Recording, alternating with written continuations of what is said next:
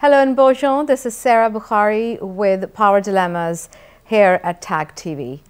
Does fashion diplomacy go a long way? Yes, it does, but only negatively in case of Canadian Prime Minister Justin Trudeau. Canadian Prime Minister Justin Trudeau's week-long trip to India went from bad to worse. From snub to scandal, writes CNN, Justin Trudeau's India trip sparked outrage. Canadian officials were again on the back foot after it was revealed a Sikh extremist convicted of attempting to murder an Indian politician had been invited to dine with Trudeau's at the Canadian High Commissioner's residence in New Delhi. Later on, the invitation was rescinded. The official invitation was later withdrawn, as said earlier, but it sparked outrage in India, where the issue of Sikh separatism remains a highly charged and emotive topic. The individual at the center of the controversy is Jaspal Atwal, a Canadian national of Indian heritage who in 1987 was sentenced to 20 years in a Canadian court for his part in the attempted murder of a visiting Indian state minister. We have online Mr. Jerry Nichols, who is a regular commentator on CTV, to talk about Justin Trudeau's mal-wardrobe practices and a lot more. Hello, Jerry. How are you today? I'm awesome, Sarah. How are you doing? I'm very well. Thank you so much for coming on my show, Power Dilemmas at TAG TV. So, Jerry, what do you think? Why was Justin Trudeau dressed the way he was in India? Well, Sarah, I think the problem with Trudeau's sort of costume changes in India was just one of excess. I mean, it's normal for just about every politician who visits India to at one point or other during the trip to put on some kind of traditional, Indian garb. It makes for a great photo op. It's kind of a good way to, to reach out to the people in the country. The problem for Trudeau was he just did it too often. Like every single day, every single event, virtually every time he was anywhere, he had a costume change. And it just drew attention to itself. I mean, a good photo op sort of seems natural. It doesn't draw attention to itself. But for Trudeau, it seemed so contrived that it was becoming laughable. And at one point, it almost made him look like he was culturally insensitive to the Indian people, almost like he was making fun of them. It would be like, the President of the United States coming to Canada and dressing up like a lumberjack or something like that. So, yeah, it was just a matter of too many photo ops in too short a period of time. You are so true when you say that at times he was culturally sensitive, and it was way too often when he was changing from one Indian designer suit into another. How about other leaders? Do they wear? Have they been wearing the similar kind of clothes the way Justin Trudeau did in India when visiting India? Yeah, like I said, there's nothing unusual about a politician going to another country and adopting, local dress. This is one of the reasons why leaders like to go to foreign countries, especially, kind of exotic-looking foreign countries, because it makes for good photo ops. It makes for good pictures that they can send back home and say, oh, he looks really cool. So all politicians do this, and I'm sure every politician who visits to India does this. Again, the difference for Trudeau was just one of excess. He just did it too much, to the point where he was becoming laughed at. He was becoming an international joke. And that's the last thing a politician wants. I mean, it's okay if people hate you. It's great if people love you. But if people are making fun of you, if they're laughing at you, that's the worst thing that can happen to a politician. So one comment was that Justin Trudeau occurred or presented himself more as an Indian than Indians living in India would do. Why was Justin Trudeau not welcomed on his first day at the airport by the Prime Minister of India? Well, yeah, this is part of the sort of the diplomatic problem that the Prime Minister faced. It wasn't just the costume changes. There was a sense that the Indian government was kind of snubbing Trudeau, because everybody had the picture when Stephen Harper showed up. There was an honor guard, and the Prime Minister of India was there to meet him. And I think when Trudeau was there, I think the Undersecretary of Agriculture or something like that was there. So there was that kind of stark contrast. Now, it depends on who you believe. Some people say, well, this was definitely a snub, that the Indian government is angry at Canada. And other people say, well, that's kind of normal, and we shouldn't make too big a deal about it. I think the thing that matters for Trudeau, though, is perception. Because I always say that the truth doesn't really matter in politics. Mm-hmm. What matters is the perception of truth. And there was certainly a perception that the Indian government was kind of, if not snubbing him, then maybe giving him the cold shoulder a little bit. Right. Let's draw the attention to another very pressing issue which arose during his trip in India, was why a person convicted of murdering a politician in Canada was invited at one of his parties in India. Yeah, this is, and Sarah, as we're talking about this, it occurs to me how many things went on this trip, went wrong in this trip. It wasn't just the costume change, it wasn't just the apparent snub. There was also this little tidbit that, as you say, there was invited to one of the events in India was a guy who was a convicted terrorist. How did that happen? I mean, this is a really serious diplomatic blunder by the Trudeau government. And politically, it's bad for Trudeau because he's already had, some bad press because he gave out a payment to Omar Khadr, and then there was that, unfortunate photo up with Joshua Boyle. So once again, his name is being linked to terrorism, which is not good for him. So yeah, this is another sort of black eye for the Trudeau government on this trip. It's amazing how this trip was a failure on so many levels. So we talked about at how many levels it went wrong. What did Canada achieve out of this trip to India? Well, that's hard to say. I mean, one of the things that Trudeau would boast about it was that there was a $1 billion business deal made, whereby I think it was $250 million would be invested in Canada by Indian businesses, and Canadian businesses would invest $750 million in Indian business. So there was that.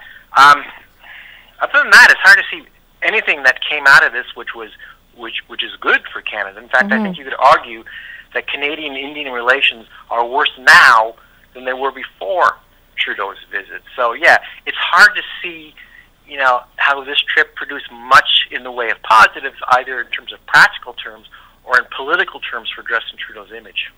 Right. And people are asking, why did he go to India enjoying the Taj Mahal, wearing these various colorful dresses designed by expensive designers, not only him and with his family, on taxpayers' money? Well, that's kind of another problem with this trip, Sarah, is that it looked less like a business trip and more like a family vacation to Disneyland or something like that, right? And given the fact that he was already under fire for his trip to the Bahamas with a billionaire, you think he'd be a little more sensitive about that kind of image. Yeah, there he was. Why did he do it? Well, I think, why do politicians do anything? It's for political gain. And I suspect he thought that by having all these pictures of him in the Taj Mahal and in Indian dress and meeting with Indian dignitaries, it would help him back home with Indian voters in Canada. So, yeah, usually I think he probably miscalculated because I don't think this helped him at all. But I think that was his goal. I think that was his overall mission here, was not so much Indian-Canada relations, but to help the Liberal Party in the next election. Do you think the Conservatives are going to whip this issue in the 2019 general elections? Oh yeah, I think they're probably going to play this up, because I think they have to, because one of the things that is working in Trudeau's favor is that voters have short memories. And so even though this is making a lot of news now and people are talking about it in a month and 2 months, people might forget about it. So I think what the Conservatives have to do as the election comes around is they have to remind people about all the mistakes Trudeau made on this mission. And I think most especially, I think the one that's most damaging to Trudeau is the terrorist connection. Because Trudeau's already perceived as being weak on terrorism, so they can exploit that and kind of maybe turn that into some kind of voting leverage in the next election. Okay, Jerry, it was so good to talk to you. We're going to get you back in the studios. You have yourself a good day. Bye-bye. Well, you too, Sarah. Bye-bye. Thanks for having me on your show. That was Mr. Jerry Nichols, a regular commentator at CTV. With this, we're going to take a short break and we're going to come back with more. Thank you.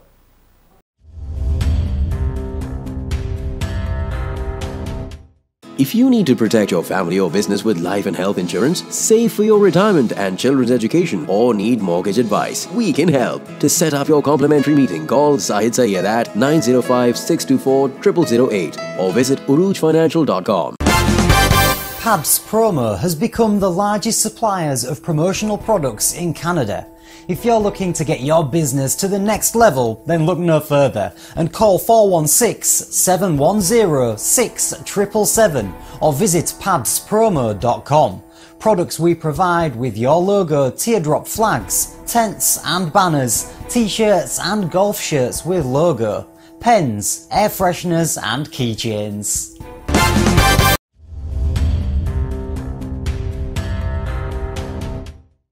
Welcome back to Power Dilemmas here at TAC TV with Sarah Bokhari. PC Party is now back. Now that Patrick Brown has left the Progressive Conservative leadership race a couple of days ago, what awaits the party leadership race? We have 4 contenders in the party leadership race: Christine Elliott, Doug Ford, Carolyn Mulrooney, and Tanya Granick-Allen. We have on air with us today Mr. Jamie Allerton, who is a regular commentator at CP24 and is with Conaptus. We are going to ask him a few questions regarding the leadership race. Welcome to my show, Jamie. Thanks for having me, Sarah. Awesome. So, Jamie, what do you think now that Patrick Brown has left? Do you think PC Party has better chances against the Liberals to win in the 2018 elections in June? I think Mr. Brown's candidacy definitely was a distraction for the race and was something that was holding the party back. So with him now stepping out of the race, the remaining leadership candidates can focus on introducing themselves to party membership, the Ontario people at large, and focus on the policies that they want to put forth to ultimately unite the party behind a new leader on March 10 and defeat Kathleen Wynne on June 7. Okay, so what did the PC Party learn from the many dilemmas faced by Patrick Brown? I think that still remains to be seen. Of course, there were serious allegations that were brought forward, and Mr. Brown has denied those allegations. We also now know that there's an integrity commissioner investigation against him with a lot of questions outstanding. I think you're going to see, especially in the upcoming leadership debate, I think you're going to see some of the leadership candidates put things forward, not just policies and a vision for the province of Ontario to hopefully form government on June 7th, but also initiatives that relate to how the party is governed and how it manages its day-to-day affairs, and in ensuring that the appropriate checks and balances are in place to ensure accountability to the membership. Okay, let's go into what's going on in the Liberal Party. Eric Hoskins resigned. What does it mean for the PC Party?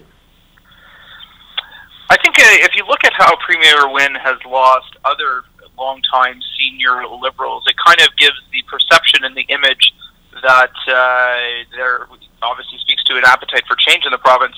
But it also looks at our people who have been around for a while looking to land other opportunities before they potentially lose on June 7th. So we learned that Mr. Hoskins has not only resigned as Minister of Health, but also as the MPP for St. Paul's, and it's our understanding that he will be taking on a role with the federal government as they begin to explore a national pharmacare program and charting out what that could mean for Canadians and the cost of it all and whether or not we can afford it. And that sort of thing. So on the one hand, it gives the Liberals an opportunity to bring more renewal and new blood into the party after 15 years in government. But the more senior Liberals you see not running again in this election, it makes you wonder what they know and kind of what they're expecting. And I think bodes well in terms of demonstrating momentum for the Ontario PC Party. So, Jamie, in your opinion, would a female or a male leadership work for PC Party's success? I think it really depends on who is the best qualified. There are 4 candidates in this race, and I think commentators would agree that there are 3 who are serious contenders. Tanya Granick-Allen is probably a long shot in this race, very focused on social conservative issues and grievance and giving voice to grievances in the grassroots that kind of bubbled underneath the surface during the Patrick Brown era. Doug Ford, of course, is widely popular and known in the GTA, but I think his reach outside of the Toronto region and how effective his campaign can be is one of the things we'll see in this leadership race, is whether or not he can build the machine.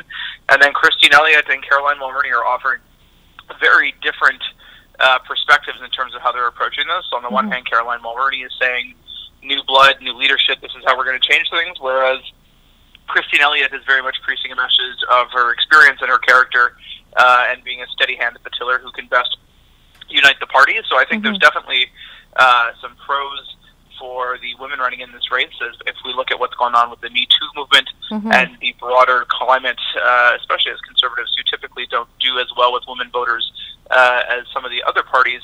But picking a leader simply based on their gender, I don't think is what most people are looking at.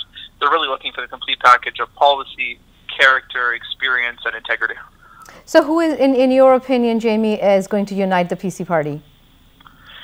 If you were looking at how things are today, I would say Christine is definitely the front runner, but this is a ranked ballot. So it's not only is it one member, one vote, people get to rank their ballot up to 4 candidates, or just one if they so choose. But in addition to that, it's also distributed, it's 100 points per riding. So for any candidate to ultimately be successful, they have to have representative support all across the province and all regions of this province. And I think if you look at that kind of dynamic in play today, I think commentators would say that Christine Elliott will very much be strong on that first ballot. But in terms of where the ranking is between Doug Ford, Caroline, and Christine, and who's 1, 2, or 3, and where that growth of support goes, I think Christine Elliott's campaign is working hard to show herself as the consensus candidate. So some parallels that we saw with Andrew Scheer's path to victory in the federal leadership race. But until we get concrete membership numbers from the party and get a sense as to what each of the campaigns report as their core support, this race is very much wide open. Okay, wonderful. Thank you very much, Jamie, for your time today with us. And that was Jamie Allerton. He's a principal as Coneptus and a regular commentator with CP24. In other pressing issues here at Power Dilemmas, we have the 2018 Valentine's Day shooting. So the Valentine's turned into a murder day for the shooting victims of Majority Douglas High School in Florida. Students hid in closets as a gunman fired a semi-automatic weapon into their classrooms. 17 people were killed. Nichols Cruz, the suspect in one of the deadliest school shootings in modern American history, confessed to the police that he began shooting students that he saw in the hallways and on school grounds. Mr. Cruz also shot people inside 5 classrooms on the 1st and 2nd floors of the freshman building. He eventually discarded the rifle, a vest, and ammunition in a stairwell, blended in with fleeing students, and got away. After leaving the school, Mr. Cruz walked to a Walmart and bought a drink at a Subway. He also stopped at a McDonald's. He was arrested by the police without incident as he walked down a residential street. He looked like a typical high school student, one of the police officers claimed. The school community urged action from lawmakers, including tougher gun legislation.